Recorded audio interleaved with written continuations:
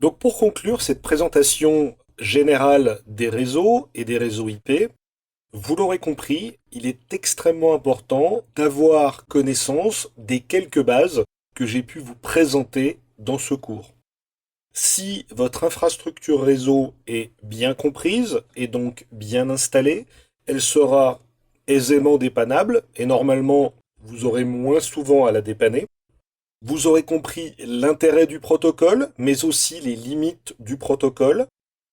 et ça vous donnera une base pour aller sur des sujets plus approfondis, comme par exemple la sécurité, comme les logiciels client-serveur, comme l'Active Directory,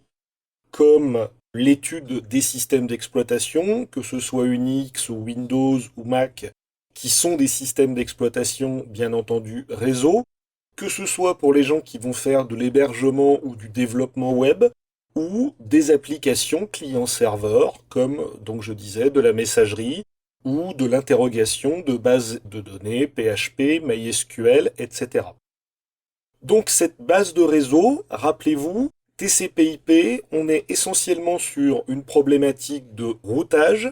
de résilience du réseau, donc de calcul des routes qui se font en temps réel, de partage d'IP, puisque en IPv4, essentiellement, on commence à manquer d'IP, et donc on va partager l'IP public qui nous est donné sur des plages d'IP privées, qui vont nous permettre de masquer notre plan d'adressage, et surtout, donc de pouvoir gérer au maximum notre plan d'adressage en interne.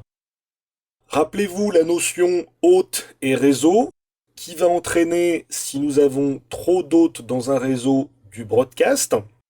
Et puis, pensez à regarder tous ces petits outils, toutes ces petites manipulations que j'ai pu vous montrer, qui vont vous permettre, même si au départ la ligne de commande n'est pas forcément votre dada, de pouvoir vous débrouiller assez rapidement et d'isoler très très vite où se situe une panne. Et puis enfin, vous aurez un vocabulaire qui désignera précisément les différents éléments de ce qu'est un réseau IP. Donc le routage, vous saurez exactement ce que c'est. Vous saurez aussi ce qu'est la notion de réseau par rapport à la notion d'hôte, l'adresse IP par rapport à l'adresse MAC, qu'est-ce qu'un DHCP et qu'est-ce qu'une résolution de nom.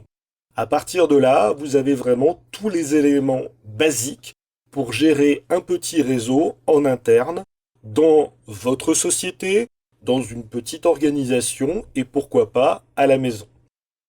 Donc je vous souhaite bonne chance avec vos premiers montages réseau.